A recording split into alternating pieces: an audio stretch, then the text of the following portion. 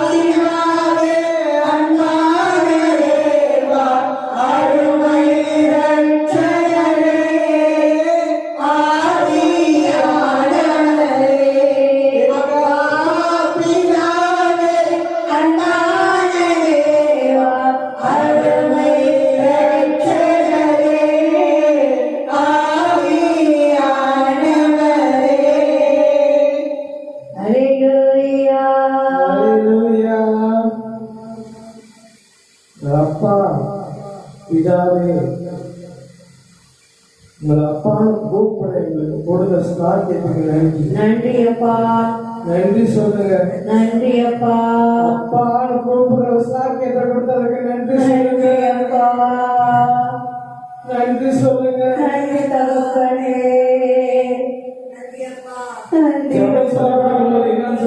பரமண்டலத்தில் இருக்கிற எங்கள் பிதாவே கூப்பிடுங்க. அல்லேலூயா. கூப்பிடுங்க. அப்பா பிதாவே, அப்பா பிதாவே, பரமண்டலத்தில் இருக்கிற எங்கள் பிதாவே, எங்களுக்காக மனமிரங்கும். எங்கள் மீது மனமிரங்கும். எங்களுக்காக மனமிரங்கும். எங்களுக்காக மனமிரங்கும். எங்களை முற்றிலுமாய் மடித்து பாதுகாத்து வழிநடத்துங்க. அப்பா எங்கள் மேல பொழிந்தருளுங்க.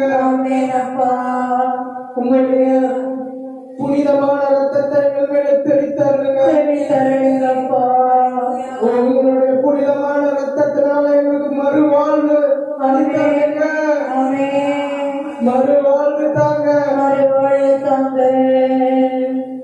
மறுவாழ்வு மறு ஜென்மத்தை கொடுத்தவர் சாதாரணமானவர் அல்ல, சர்வ வல்லவர். வானங்கள் பூமியை மணிந்து போகும், ஆனால் என் வார்த்தை ஒரு நாளும் மணித்து போக.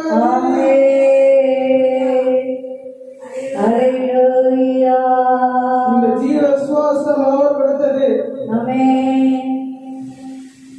ஆதியாகமம் 2வது அதிகாரத்துல தன்னுடைய ஜீவ சுவாசத்தை மனிதன் ஆசீர்வதிக்கிறார். தனது ரூபத்தின்படியும் தனது சாயலின்படியும் 1வது அதிகாரத்துல படிக்கிறார். படைச்சு அவனுக்கு ஜீவ சுவாசத்தை கொடுக்கிறார். நித்திய வாழ்வை கொடுக்கிறார். பரிசுத்தமான வாழ்வை கொடுக்கிறார். புனிதமான வாழ்வை கொடுக்கிறார்.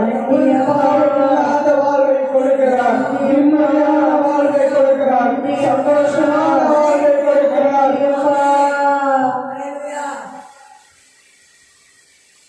எங்களுக்காக பிதாவாகிய தேவனிடம் பரிந்து பேசுங்க. பரிந்து பேசுங்க.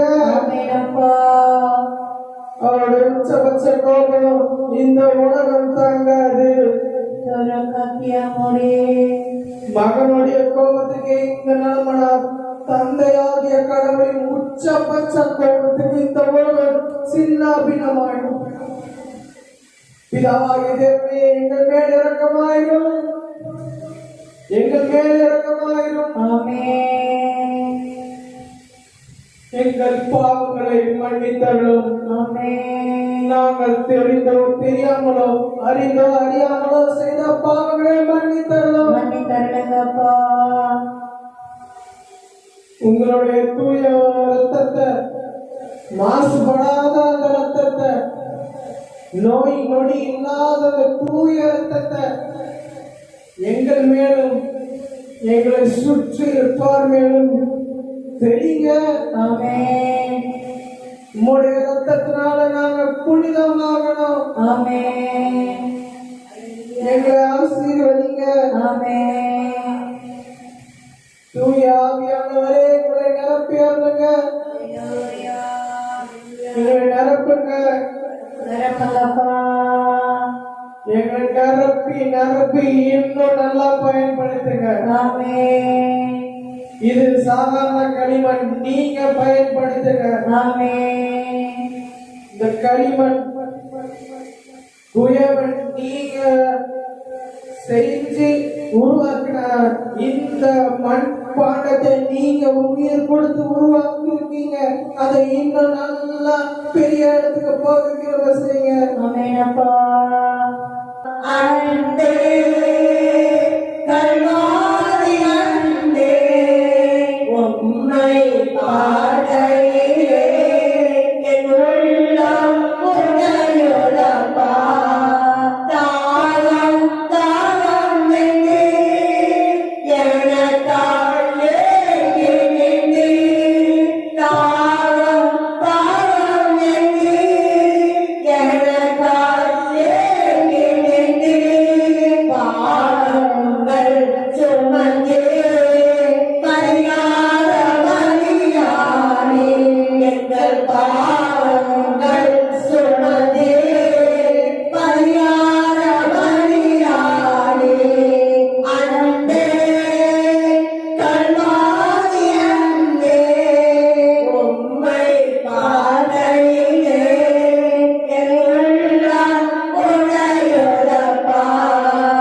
தாழங்கள் பார்க்கின்றேன், கண்ணீர் வடிக்கின்றேன். காயங்கள் பார்க்கின்றேன், கண்ணீர் வடிக்கின்றேன். தூய திருரத்தமே துடிக்கும் தாயுள்ளமே. அன்பே கல்வாரி அன்பே உம்மை பாடையிலே என் உள்ளம் உடையுதப்பா. அனைத்தும் கடலிலே ஆடினவா சுவாமி. அனைத்தும் கடலிலே ஆடினவா சுவாமி.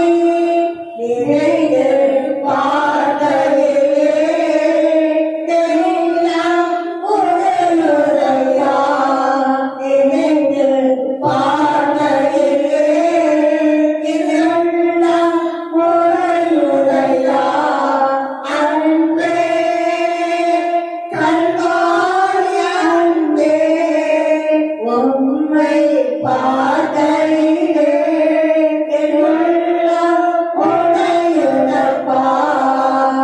நெஞ்சிலே ஓடோடு நதியால் பாயுதையா. நெஞ்சிலே ஓடோடு நதியால் பாயுதையா. மனிதர்கள் போலவே மனோகமாகவே எல்லா மனிதர்கள் போலவே மனோகமாகவே. அன்பே கல்வாரி அன்பே உம்மை பாடையிலே என் உள்ளம் உடையுதப்பா.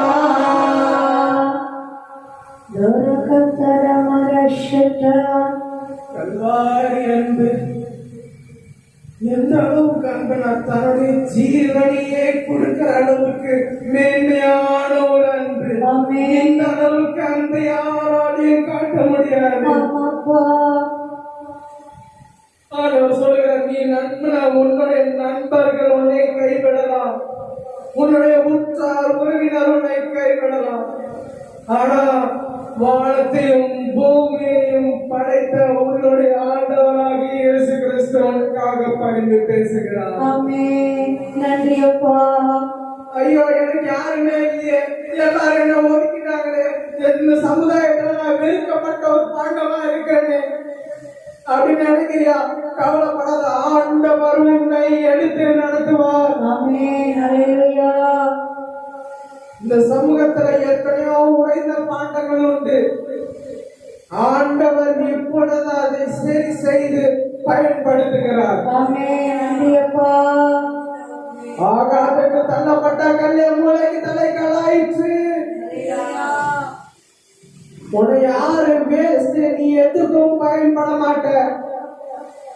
நீ ஒரு வேஸ்ட், நீ எதுக்குமே பயன்பட மாட்ட. போயிடு, உன்னை தள்ளி விடுறாங்களா? ஆண்டவர் உன்னை எடுத்து பயன்படுத்துகிறார். இப்பொழுது உன்னை எடுத்து பயன்படுத்துகிறார். மறுபடியும் நீ கொண்டு போயிருக்கியா? கல்வாரிக்கு வா. உன்னை அணைக்கிற கரங்களில் ஆணிகளப்பா. உன்னை நினைக்கிற அந்த சிரசுகளை முன்னுடையப்பா. முற்றிடம் வைக்க வேண்டிய இடத்துல முற்றிடத்தப்பார். இன்னும் எனக்கு யாருமே இல்லை நினைக்கிறீங்க. உனக்காக ஒருத்தராக ஜீவனை கொடுத்து கொண்டிருக்கிறார். இதோட பெரிய அன்பு என்ன வேணும்? நீ நண்பனை, உன்னுடைய நண்பர்களை உன்னை கைவிடலாம். ஆனா இது பெரிய விஷயம் கிடையாது. ஏன்னா ஆண்டவர் நம்ம அதே நண்பர்கள் அவரை கைவிட்டாங்க. யூதாஸ் வெறும் 30 ரூபாய்க்கு காட்டி கொடுத்தா, பேதுரு 2 தடவை சேவல் கூவுறதுக்கு முன்னாடி 3 தடவை மறுதளிச்சாங்க. ஒரு தடவை சபிக்கமா ஆரம்பிச்சாங்க.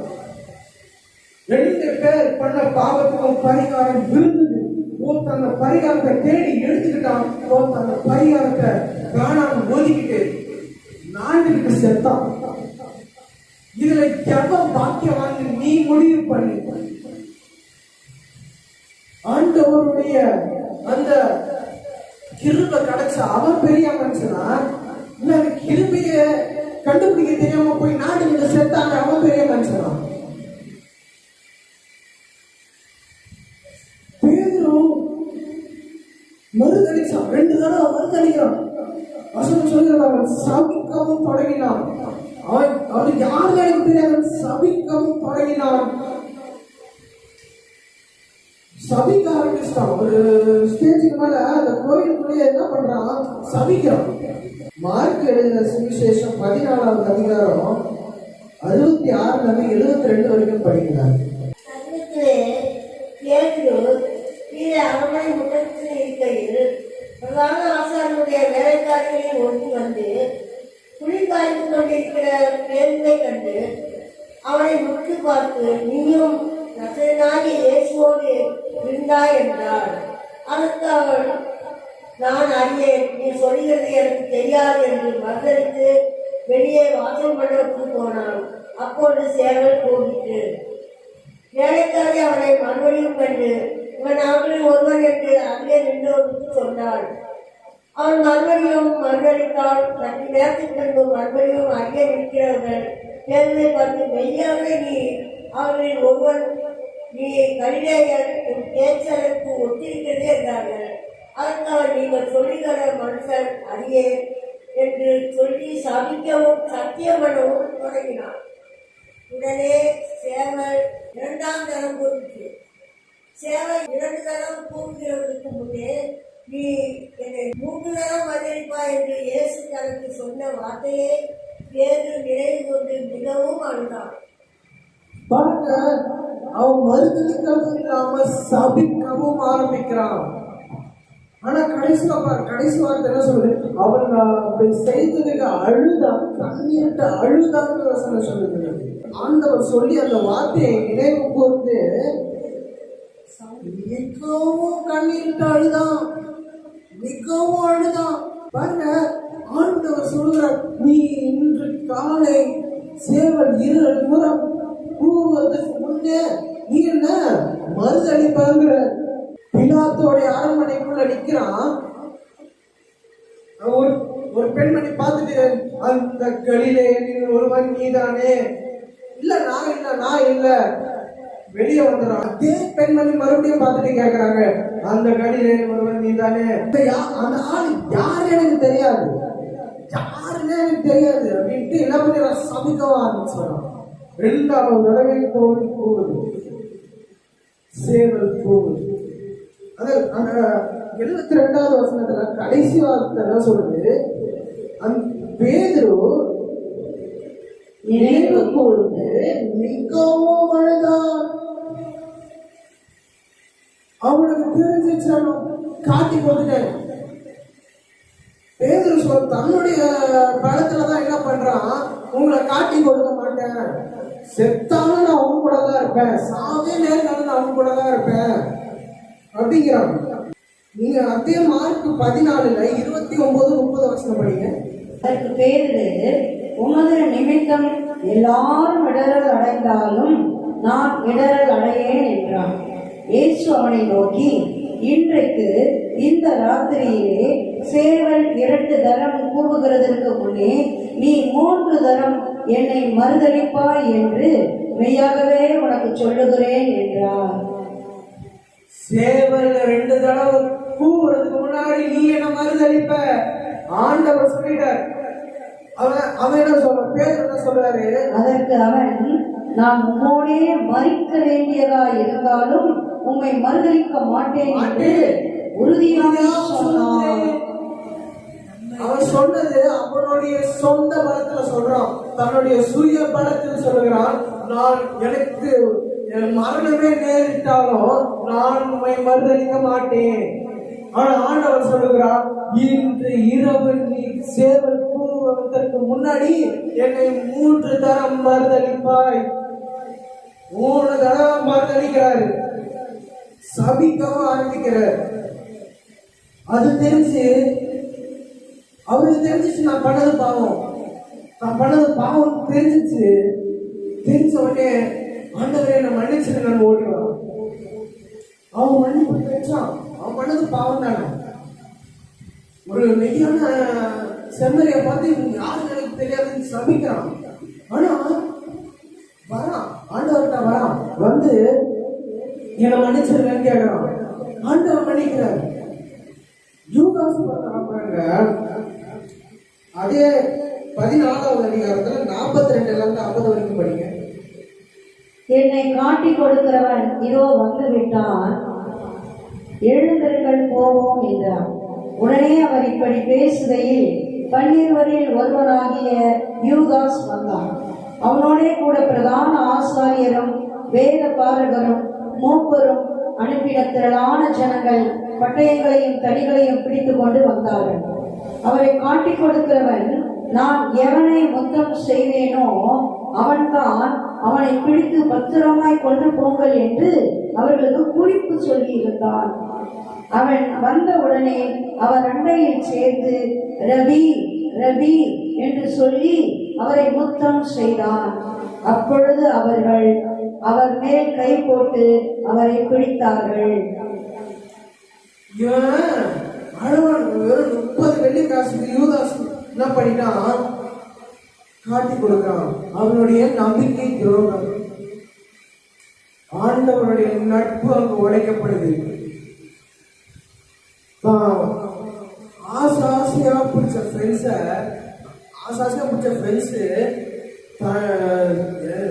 சபிக்கவா ஆரம்பிக்க, ஒருத்த சபிக்கிறான், இன்னொருத்தர் காட்டி கொடுத்துட்டான்.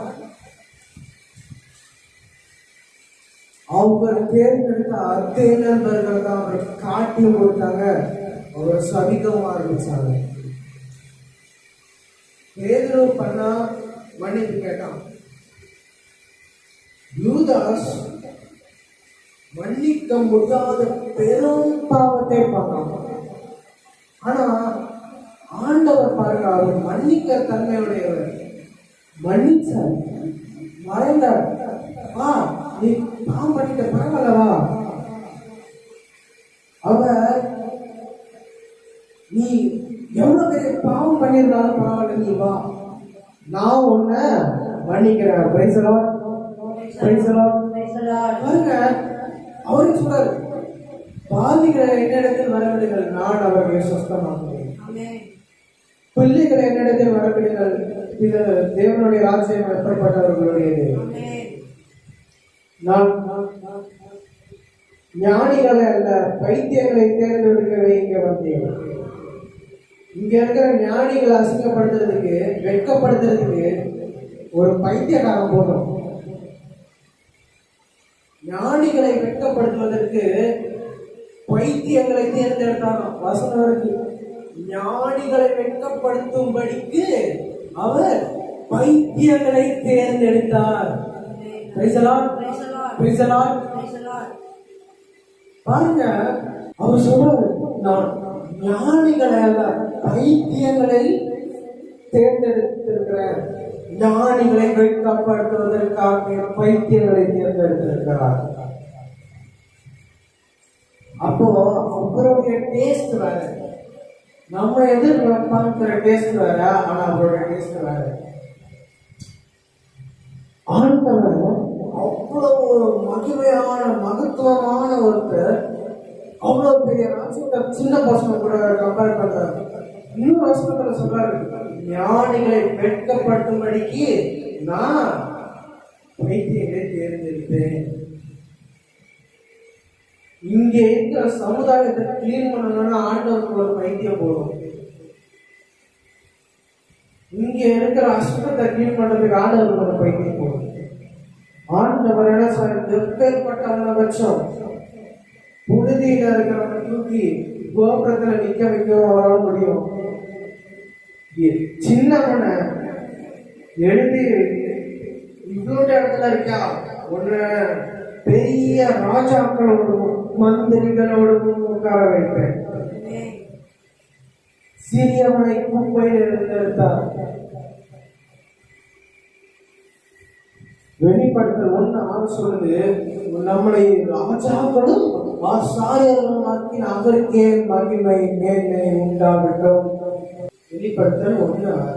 நம்மிடத்தில் அன்பு கூர்ந்து தமது இரத்தத்தினாலே நம்முடைய பாவங்கள் அற நம்மை கழுவி தம்முடைய பிதாவாகிய தேவனுக்கு முன்பாக நம்மை ராஜாக்களும் ஆசாரியர்களும் ஆக்கின அவருக்கு மகிமையும் வல்லமையும் என்றென்றைக்கும் உண்டாயிருப்பதாக. ஆமென். நம்மளை எப்படியெல்லாம் ஆண்டவர் உயர்த்த வைக்கிறார் என்று வசனம் சொல்லுகிறது. பிதாவாகிய தேவனுக்கு முன்னால, யார் முன்னாடி? பிதாவாகிய தேவனுக்கு முன்னால நம்மள ராஜாக்களும் ஆசாரியர்களும் ஆக்கின அவருக்கே மகிமை உண்டாவதாக. Praise the Lord. Praise the Lord. Praise the Lord. Praise the Lord. Praise the Lord. Praise the Lord. பாருங்க, ஒரு குப்பையில இருந்து அவனை எடுத்து அவனை கழுவி குளிப்பாட்டி அவ்வளவு பெரிய ராஜாக்கள் முன்னாடி பாட்டுங்க. யோசேப்பு ஜெயிலுக்கு போன அவனுக்கு தெரியாது, அவனால தீர்க்க தரிசனத்துக்கு அர்த்தம் சொல்ல முடியும். தாவீது போர்க்களத்துக்கு போகலன்னா அவனுக்கு தெரியாது, அவனுக்கு கோலியை தட்டிக்க முடியும்.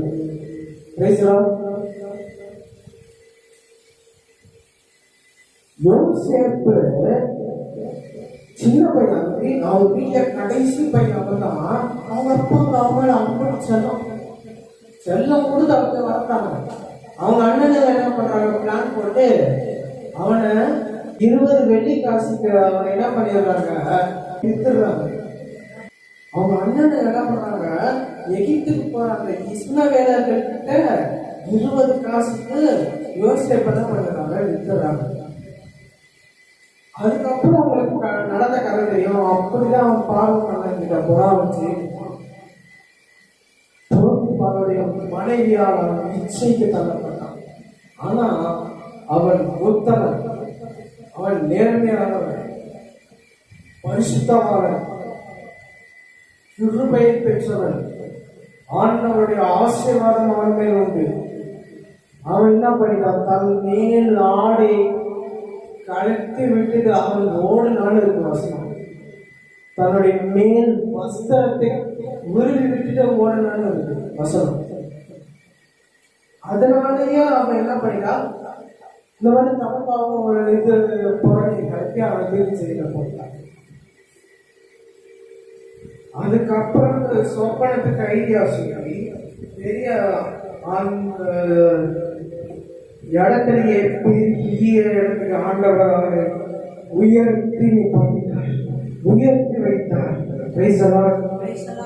எப்பேற்பட்டவனையும் நீ எந்த ஒரு கேட்டகரியா இருந்தாலும், உனக்கு எப்பேற்பட்ட ஸ்டேட்டஸ் இருந்தாலும், ஆண்டவருடைய ஸ்டேட்டஸ் வேற, ஆண்டவருடைய ஸ்ட்ராட்டஜி வேற, ஆண்டவருடைய பாலிசி வேற, ஆண்டவருடைய மைண்ட் செட் வேற. ஆண்டவர் எல்லா தாழ்ந்து இருக்கிறவர்களை கூப்பிடவே மாட்டார், தாழ்ந்து இல்லாதவர்களை கூப்பிடுகிறார். பேதுரு சொல்றாரு, நான் பாவி, என்னை விட்டு போயிடுங்க. ஆண்டவர் பேதுருடைய மாமியை உடம்பு சரியில்லாம இருக்கும்போது அவங்களுடைய பாடையில கை வைக்கிறாங்க, சரியாகுது. உடனே ஆண்டவர் அப்ப சொல்றாரு, என்ன சொல்றாரு, என்னை விட்டு போங்கன்னு பேதுரு சொல்றது. இப்ப என்ன சொல்றாரு, அவர் சொன்னதுக்கு பதில் இவர் என்ன சொல்ற, ஆண்டவர் என்ன சொல்றாரு, நான் பாவிகளை விட்டுட்டு போகிறதுக்கு வரல, பாவிகளை ரட்சிக்கிறதுக்கு இங்க வந்தேன். Price the Lord. பாவிகளை ரட்சிக்க தான் நான் இங்க வந்தேன். அதுதான் என்னுடைய கடவுளுடைய பிதாவாகிய தேவனுடைய சித்தமும் அதுதான். Price the Lord. பிதாவின் சித்தத்தை நிறைவேற்ற நான் இங்க வந்தேன். அவர் வேலையை பக்கமா தன்னை கேப்ட செஞ்சுட்டு வெறும் 33 வயசுல அழகா தன்னுடைய எல்லா பணியை செய்து முடித்து என் ஆவியை கையில் ஒப்பளிக்கிறேன் ஒரு தலை சாய்த்து தன் ஆவியை போட்டுக்கிறார். தன்னுடைய வேலையை செஞ்சுட்டு, அப்பா இல்லாம நீங்க கையில கொடுக்க ஹோம்ஒர்க்கு நான் முடிச்சுட்டேன் கொடுத்துட்டேன், இனிமே நீங்க பார்த்துக்கோங்க, நான் கையில கொடுத்துட்டேன். யோவான் 11:34-35. லாசர் இறந்தப்போ லாசர் எங்க வச்சிருக்கீங்கன்னு கேட்கிறார். எப்போ? லாசர் இந்த 4 நாள் கழிச்சு வர ஆண்டவர். அவங்க சகோதரிகள் அழுகுறாங்க, மார்த்தாவும் மரியாவும் அழுகுறாங்க ஆண்டவர்கிட்ட. ஆண்டவர் நீ இருந்திருந்தால் என் சகோதரன் மறித்திருக்க மாட்டான். ஆண்டவர் கேட்கிறான், அவன் கல்லறையில போய் நின்றுட்டு அவர் முதலில் ஆவியல் கலங்கின ஒரே சகோதரன் லாசர். லாசருக்காக ஆவியல் கலங்கினார், ஆவியல் கலங்குகிறார், ஆவியல் அழுகிறார். ஐயோ சகோதரர் செஞ்சுட்டாங்க. ஏன்னா அந்த அளவுக்கு இயேசுவும் லாசரும் ஃப்ரெண்டு, இயேசுவும் யோவானும் ஃப்ரெண்டு. லாசர் இறந்துட்டாருன்னு உடனே அந்த செய்தி கேட்ட உடனே ஆவியல் கலங்குறார். அப்போ அவ்வளோ அன்புல அவரு என்ன, அவருக்கு அந்த ஃப்ரெண்ட்ஷிப்போட அந்த ஆழம் புரிஞ்சுக்கலாம். இன்னும் யூதாஸ் தன்னை காட்டி கொடுத்தாங்க ஆண்டவருக்கான ஒரு திருப்பை அவன் அதை வேஸ்ட் பண்ணிட்டான். அவன் நினைச்சிருக்கா பேரு மாதிரி ஆண்டவரை என்ன மன்னிச்சிருங்கன்னு கேட்டிருக்கலாம். இல்லையா, மனம் உடச்சி அழுது ஆண்டவரை நீங்க என்ன அடி கூட அடிச்சுக்கோங்க, உங்க கோபத்தை எல்லாம் காட்டிக்கோங்க, பாவம் பண்ணிட்டேன், ஒரு புனிதமான ஒரு ரத்தத்தை காட்டு கொடுத்துட்டேன், அடிச்சுக்கோங்க, அவன் அழுதுக்கலாம். அழுத ஓடி போய் நாட்டுக்கு சேர்த்தான். தேவையா ஆண்டவர் நீ என்ன பாவம் செஞ்சிருந்தாலும் அவர் தண்டிக்கிறவர் கிடையாது. ஆண்டவருக்கு தண்டிக்க தெரியாது. அவர் கருசனையின் தேவன், இரக்கத்தின் தேவன், ஆண்டவர் மன்னிக்கும் தேவன். ஆண்டவருடைய கிருபை உன் மேலே இருந்தால் ஒரு ஸ்ட்ராட்டஜியே வேற. அவன் நினைச்சிருந்தா, யூதாஸ் காரியத்தை நினைச்சிருந்தா ஆண்டவருக்கு மன்னிப்பு கேட்டிருக்கான். அவன் கேட்கல. அவனுக்கு அந்த உறுத்து கரெக்டு தான் என்னமோ. அவன் அதுக்கப்புறம் யூட்டிலைஸ் பண்ணிட்டான். ஐயோ நம்ம பண்ணது பாவம். அதுக்கப்புறம் பிசாசு அவனை அலக்கழிக்கிறான். பிசாசு மாறி மாறி மாறி மாறி அவனை அலக்கழிக்கிறான். யூதாசும் அழுகுறான், பேதுரும் அழுகுறான். ஐயோ நான் இவனை மறுதளிச்சிட்டேன். ஆனா உண்மையை அறிந்த பேதுரு மன்னிப்பு பெற்றான். ஆண்டவன்கிட்ட ஆடிக்கலாம் பெற்றான். ஆண்டவருடைய ஆசீர்வாதம் என்றென்றும் உண்மை இருக்கும். ஆண்டவர் எக்காவதும் உன்னை கைவிட மாட்டார். எந்த நேரத்திலையும் உன்னை கைவிட மாட்டார். உன்னை அனாதைய விட்டுட்டு போக மாட்டார். உன்னை கை தூக்கி எடுக்கிறதுக்காக அவர் வந்திருக்கிறார். நீ எல்லாரோடையும் வெறுத்து ஒதுக்கப்பட்டிருக்கியா? என்கிட்ட நீ வா. அப்பொழுது பிலாத்து, நீ என்னோட பேசுகிறது இல்லையா? உன்னை சிலுவையில் அறைய எனக்கு அதிகாரம் உண்டு என்றும் உன்னை விடுதலை பண்ண எனக்கு அதிகாரம் உண்டு என்றும் உனக்கு தெரியாதா என்றான். இயேசு பிரதியுத்தரமாக, பரத்திலிருந்து உமக்கு கொடுக்கப்படாதிருந்தால் என் மேல் உமக்கு ஒரு அதிகாரமும் இராது. ஆனபடியினாலே என்னை உம்மிடத்தில் ஒப்பு கொடுத்தவனுக்கு அதிக பாவம் உண்டு என்றார். உங்களை என்னால விடுதலை பண்றதுக்கும் எனக்கு அதிகாரம் இருக்கு, உங்களை சிலுவைக்கு ஒப்பு கொடுக்கவும் எனக்கு அதிகாரம் இருக்கு. ஆண்டவர் சொல்ற, பரத்திலிருந்து உங்களுக்கு அந்த அதிகாரம் கொடுக்கப்படாதுன்னா உங்களுக்கு என் மேல எந்த அதிகாரமும் கிடையாது. இதெல்லாம் பேசி முடிச்சுட்டு வெளில வர்றாரு பிலாத்து. அவருடைய கவர்னர் மாளிகையிலிருந்து வெளில வந்து அந்த பரிசேயர்கள் வேத பாரகர்களை பார்த்து சொல்றாரு, இவரிடத்தில் நான் ஒரு குற்றமும் காண முடியவில்லை, காண இயலவில்லை. இல்ல நீங்க அவங்க காவலுக்கு பறிந்து பேசுறீங்கன்னா உங்களுக்கும் எங்களுக்கும் இருக்கிற அந்த அந்நியோன்யம் கட்டாயம். இவனுடைய வேலைக்கு உலகம் தெரிஞ்சுட்டு இவனுக்கு தெரியுது, பிலாத்துக்கு வந்து நல்லாவே தெரியுது இவன் வந்து ஒரு பாவம் செய்யாதவர் தான். ஏன்னா இவனே சொல்றான், என்ன சொல்றான், இவன்கிட்ட நான் குற்றம் காணவில்லையே, இவன்கிட்ட நான் குற்றத்தை பார்க்கலையே அப்படிங்கிற. ஆனா இவனுக்கு அந்த நட்பு தேவை. பிலாத்துக்கிட்ட ரெண்டு விஷயம், ஒண்ணு அவனுக்கு அந்த நட்பு வேணும், ரெண்டாவது அவனுக்கு அந்த வேலை வேணும். நட்பு போச்சு வேலையும் போச்சுன்னா அவ்வளவுதான், வேஸ்ட். அவனுக்கு அந்த நட்பு வேணும், அந்த வேலையும் வேணும். அதுக்காக அந்த வேலை வேணுங்கிறதுக்காக, சுயநலத்திற்காக கையை கழுவுறான். இவரது ரத்தப்படிக்கு நான் காரணம் அல்ல. முதல்ல சவுக்கடி கொடுக்குறாங்க. சவுக்கடி கொடுக்கற வரைக்கும் வயதுல எண்பாடு தான். சவுக்கடிலாம் கொடுத்ததுக்கு அப்புறம் தான் கையை கழுவுறான். சவுக்கடி கொடுக்கற வரைக்கும் இவன் கம்மன் தான் இருக்கான். இவன் கிட்ட ஆட காசு ஆகும் சவுக்கடி கொடுக்கணும்.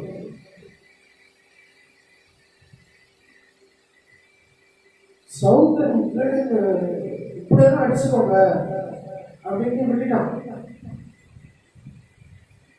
சவுக்கடியால் உடல் ரத்தம் பீச்சிட்டு சத கேள்வி கொண்டு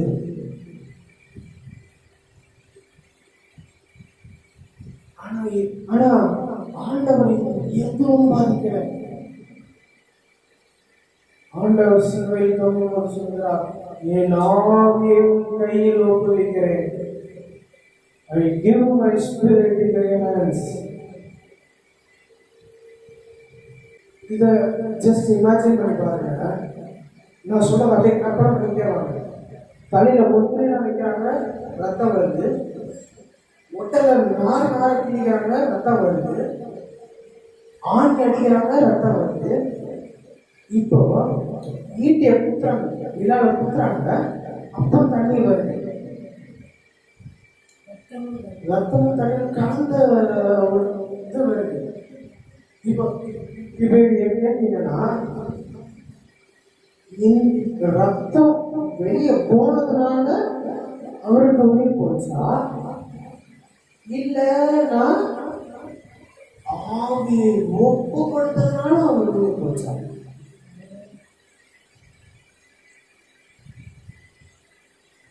ஆவியை ஒப்பு கொடுக்கிறார். பரிசுத்த ரத்தம் ஜெயம். ஆமென். அந்த பரிசுத்த ரத்தம் நம்ம மேலே தெளிக்கப்படும் போது நம்மளுக்கு எப்பொழுதுமே செய்யும். ஹல்லேலூயா. சிந்தப்பட்ட அந்த புனிதமான ரத்தம் எப்பொழுது நம்ம மேலே இருக்கிறவர்கள் நமக்கு செய்யும். ஆமென். ஹல்லேலூயா.